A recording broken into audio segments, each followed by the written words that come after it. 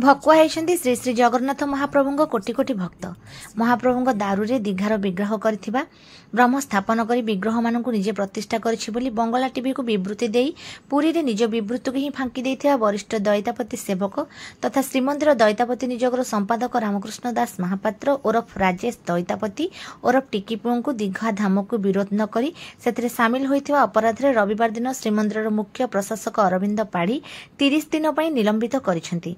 श्रीमंदिर प्रशासन पक्षर श्री दास महापात्र को दि जाइथिबा कारण दर्शाओ नोटिस को से अवज्ञा करथिबा कारणरू एही दंड विधान होइथिबा कुहा जाउछि। एही 30 दिन मध्य श्रीमंदिर भितर को प्रवेश न करिबा एवं कौनसी सेवक के अन्य काहारी को धमक न देबा और न प्रवर्तैबा पई निर्देश प्रदान करा जायछि। एही दंड देउळ और दियो आमर एवं आमर केही भी किछि करि परिबेनी कहि बड़ेई करुथबा निर्दिष्ट सेवक मानकु ढेर आघात देछि।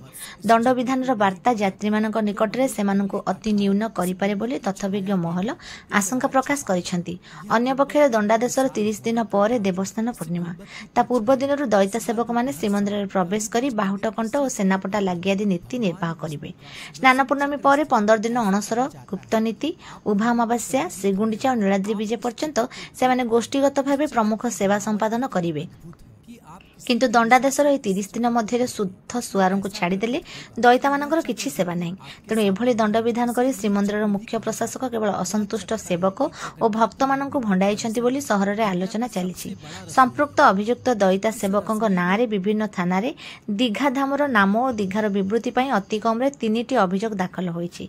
से बाबद गिरफ करने कि पचरा उचरा करने परिवर्ते पुरी पुलिस पक्षर सुरक्षा जोगाजिबारे पुरीर सूचना अधिकार कर्मी जयंत कुमार दास आश्चर्य प्रकट करिसेंती। सामाजिक गणमाध्यम श्री दास करिथिबा पोस्टिंग रे दैता निजोगर अभियुक्त संपादक निज होटेल शीतताप नियंत्रित कोठरी रे थिबा समय रे तांको सुरक्षा दायित्व थिबा पुलिस कर्मचारी डह डह खरारे होटेल परिसर रे थिबा गाड़ी को जगी बसथिबा देखाई दुख प्रकाश करिसेंती। ए संपर्क रे श्री दास मुख्यमंत्री निकट रे मध्ये अभियोग करिथिबा जणा जायछि।